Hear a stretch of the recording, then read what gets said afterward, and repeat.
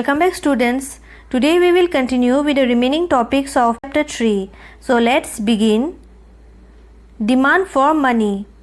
According to Keynes, demand for money for liquidity preference, as he called it, means demand for money to hold cash balance.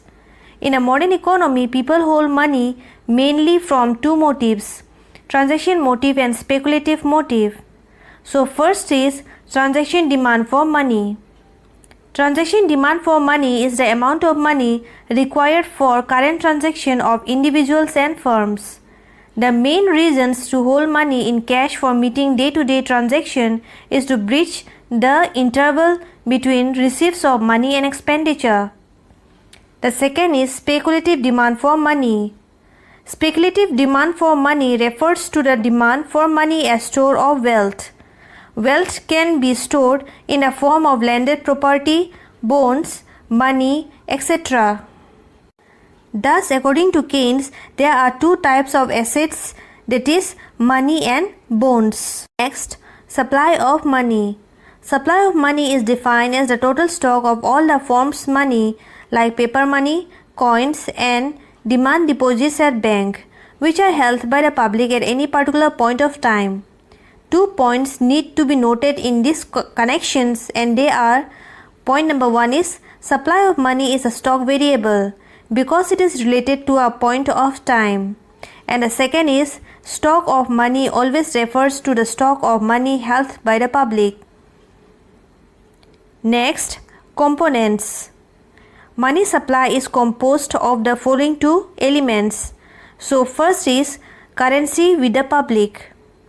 In order to arrive at a total currency with the public in India, we add the following items: currency notes in circulation issued by the Reserve Bank of India, the number of rupee notes and the coins in circulation, small coins in circulation. Point number 2 is demand deposits in the bank. Demand deposits are another important components of money supply. Demand deposits with bank are also called bank money. Demand deposits in the bank refers to those deposits which are payable on demand. These are checkable deposits, that is, they can be withdrawn through checks. Only the net demand deposits of commercial banks are taken as part of money supply. Next, measures of money supply. The Reserve Bank of India has given 4 measures of money supply, and they are M1, M2, M3 and M4. M1 equal to C plus DD plus OD. So here C is currency held by the public, DD is the demand deposits in bank, and OD is the other deposits with the RBI. OD includes demand deposits of public financial institutions, foreign central banks and governments, the IMF, etc. So here M2 equal to M1 plus saving deposits with post office, M3 equal to M1 plus net time deposits of commercial banks, M4 equal to M3 plus total deposits with post office. So just we have to remember that M3 measures of money supply is known as aggregate monetary resource of the country, and M3 is broader concept of money supply compared to M1 and M2.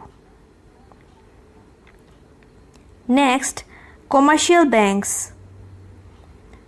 A commercial bank is a financial institution which accepts deposits from the public and gives loans for purposes of consumption and investment. Commercial banks are also called joint stock banks because they are organized in the same manner as joint stock companies. They generally advance short-term loans to businessmen and traders. State Bank of India, Punjab National Bank, Allahabad Bank, etc. are the example of commercial bank in India. Next, functions of commercial bank. The function of commercial bank can be divided into 3 main groups: primary functions, agency functions, and general utility functions. So point number 1 is primary functions. Accepting deposits and advancing loans are the two primary functions of commercial bank. So number A is accepting deposits. The primary functions of commercial bank is to accept deposits from the public. To attract savings, the bank accept mainly three types of deposits: current and demand deposits, saving deposits, and time or fixed deposits. Number B is advancing loans. They advance loans to traders, producers, and others, generally for short period. A certain proportion of the deposits received by the bank is kept as reserve and the rest is given as loan. Bank gives loan mostly for productive purposes on approved securities. This is in fact the main source of their income. Number 2 is agency functions. They perform agency service such as the payment of subscriptions, premium, etc. and collections of checks, bills, etc. on behalf of their customers. Point number 3 is general utility functions. They provide general utility service such as accepting bills of exchange, issuing travel checks and letter of credit, acting as referee, trustee and executor, etc. Next, money creations by commercial bank. A bank through proper fund management can lend a multiple time of cash reserves that it have with it at any time. This becomes possible because deposits are not generally withdrawn in cash.